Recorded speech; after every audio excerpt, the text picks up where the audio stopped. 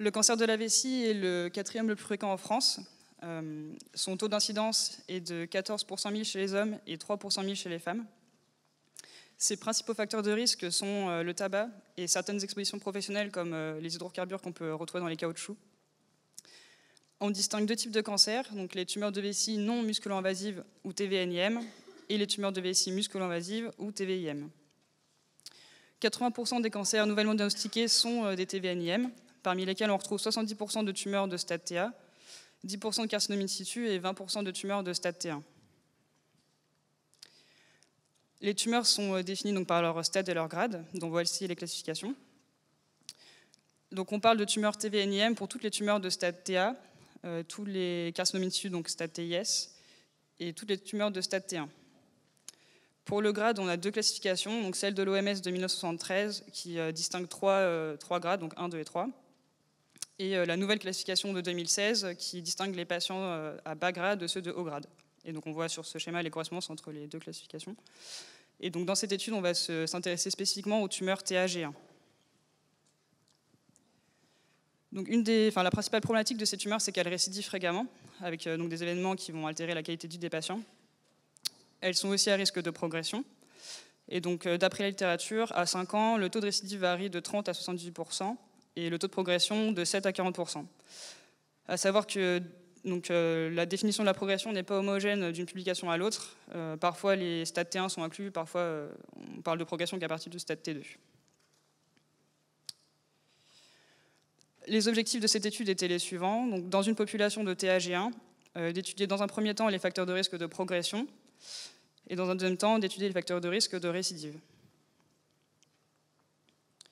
Donc pour cela, une cohorte monocentrique de l'hôpital Foch a été exploitée. Donc elle contenait des patients TAG1 nouvellement diagnostiqués, inclus entre 1986 et 2010. Pour les analyses, une date de point a été fixée au 15 janvier 2012. Et donc cette base comprenait 504 patients. Donc les événements ont été définis de la manière suivante. Donc on considérait la récidive était donc tout nouvel événement survenant au cours du suivi et étant de même stade, donc TA et de bas grade, donc grade 1 ou 2.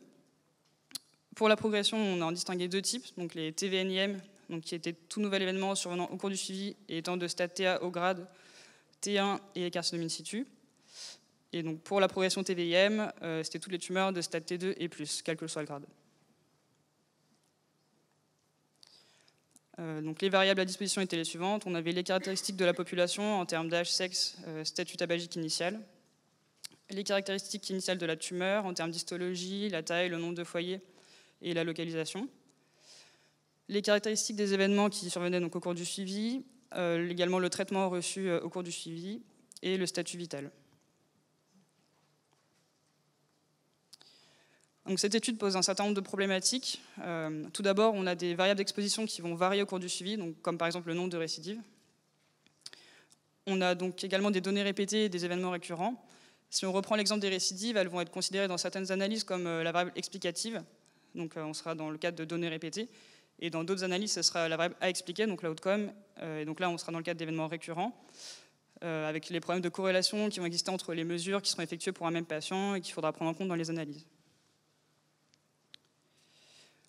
Donc la première partie porte sur les facteurs de risque de progression. Donc on cherche notamment à répondre à la question, est-ce que le nombre de récidives augmente le risque de progression?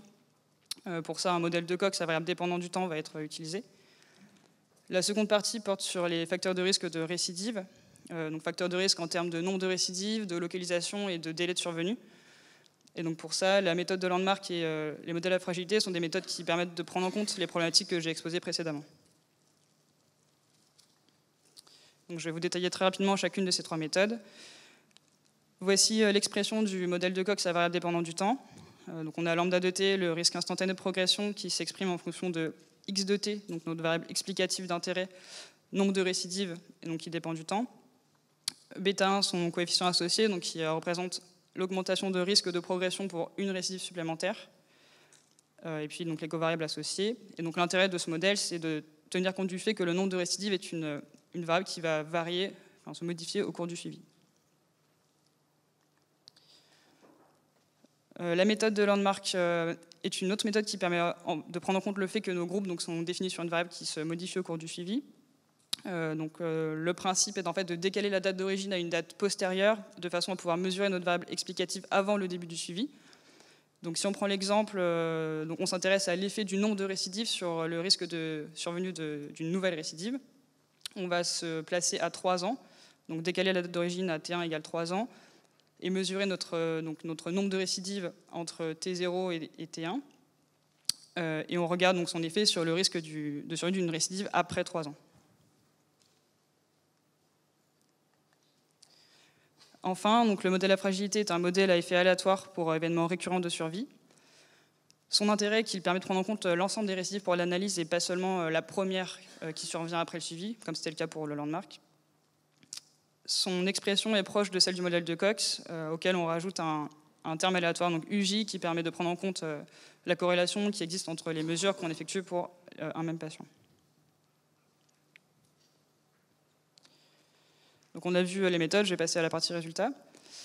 La base exploitée donc, comportait 504 patients.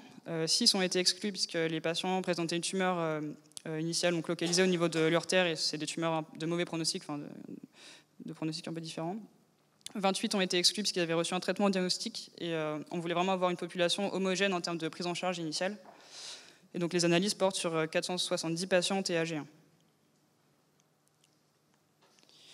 Donc voici le descriptif des événements qui sont survenus pendant le suivi. 251 patients ont fait au moins une récidive, donc ce qui représentait plus de la moitié des patients. 34 patients ont fait au moins une progression TVNIM. Et pour 50% d'entre eux, aucune récidive n'était survenue avant la progression. 17 patients ont fait une progression TVIM, donc une progression invasive. Et la même chose pour 50% d'entre eux, enfin à peu près, aucune récidive n'avait eu lieu avant la progression. 73%, donc après 73 patients, donc en gros 15% des patients sont décédés au cours du suivi. Et donc la médiane de suivi était de 7 ans. Donc voici la courbe de Kaplan-Meier pour le temps avant récidive. La médiane est à 3 ans, donc à 3 ans, 50% des patients ont fait au moins une récidive. Et à 7 ans, le taux de récidive était de 62%. Voici la courbe de Kaplan-Meier pour le temps avant progression, en considérant l'outcome toute progression, donc TVNIM ou TVIM, et quand les deux survenaient, on prenait en compte le premier des deux. Et donc à 7 ans, le taux de progression était de 10%.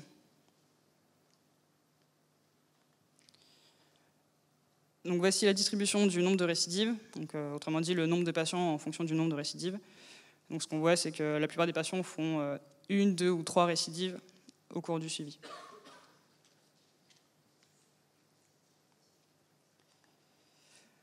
Donc, le premier objectif était d'étudier donc, les facteurs de risque de progression et donc de savoir si le nombre de récidives augmentait le risque de progresser. Donc, comme je vous l'ai dit, pour cela, on a utilisé un modèle de Cox à variable dépendant du temps, dont voici les résultats multivariés. Ce qu'on peut voir, c'est que les hazard ratios sont proches de 1 et non significatifs. Donc, après ajustement sur les facteurs pronostiques connus. Donc, aucune association n'a été mise en évidence entre le nombre de récidives et la progression.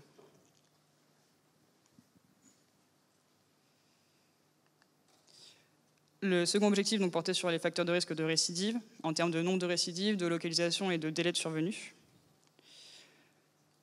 Donc, pour étudier l'effet du nombre de récidives sur le risque de récidive ultérieure, la méthode de Landmark a été utilisée, donc on s'est placé à 3 ans. Donc on a calculé le nombre de récidives avant 3 ans. Donc voici les résultats de l'analyse multivariée. Donc ce qu'on voit, c'est qu'avoir 1 à 3 récidives au cours des 3 premières années de suivi augmente le risque instantané de nouvelles récidives. Donc les patients ayant eu une récidive au cours des 3 premières années augmentent d'un facteur 2 le risque de récidiver ultérieurement. Donc la charge passe à 4 voire 5 pour les patients ayant eu 2 ou 3 récidives au cours des 3 premières années.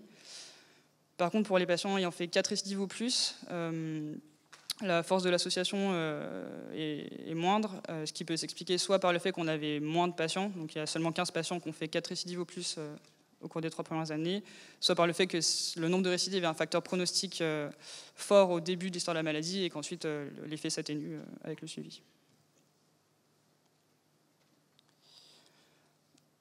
Enfin, donc, je me suis intéressée à l'effet de la localisation et du délai de survenue entre deux récidives sur le risque de nouvelles récidives. Et donc pour cela, j'ai utilisé des modèles à fragilité. Un délai de moins de 6 mois entre deux récidives augmentait d'un facteur 1,3 le risque de nouvelles récidives. Et de la même façon, la localisation multifocale multipliée par 1,5 le risque de récidive ultérieure. Il reste 1 minute. Donc pour conclure sur les facteurs de risque de progression, comme je vous l'ai dit, on n'a pas mis en évidence d'association entre le nombre de récidives et la progression. Cette absence de lien peut s'expliquer soit par un manque de puissance, mais ce qui est quand même peu probable parce qu'on avait quand même beaucoup d'événements, soit par une hypothèse biologique. Il y a des théories qui impliquent des gènes suppresseurs de tumeurs comme FGFR3 ou des oncogènes, des mutations d'oncogènes comme P53 et qui impliqueraient le patient soit vers la voie de la récidive, soit vers la voie de la progression. Et donc le patient soit récidive, soit progresse, mais pas les deux. Enfin, peu d'études ont pris en compte les récidives multiples, et donc c'était quand même une des forces de cette étude. Pour conclure sur les facteurs de risque de récidive, on a vu qu'avoir 1 à 3 récidives au cours des 3 premières années augmentait le risque instantané de nouvelles récidives. De même, le délai de moins de 6 mois et la localisation multifocale étaient des facteurs de risque de récidive. Donc la question, c'est est-ce que ce sont des facteurs utiles à prendre en compte en pratique clinique pour adapter le rythme de surveillance des patients? On pourrait se dire que si, pour les patients qui ne présentent pas ces facteurs de risque au cours des 3 premières années, on pourrait assouplir leur surveillance et par exemple leur faire des cystoscopies de contrôle tous les ans ou tous les 6 mois et leur éviter des examens invasifs inutiles. Je tenais à remercier Xavier Paoletti et Anne Opérin qui ont contribué à cette étude, ainsi que tous les membres de l'équipe de FOG qui ont permis à cette étude d'être réalisée. Je vous remercie.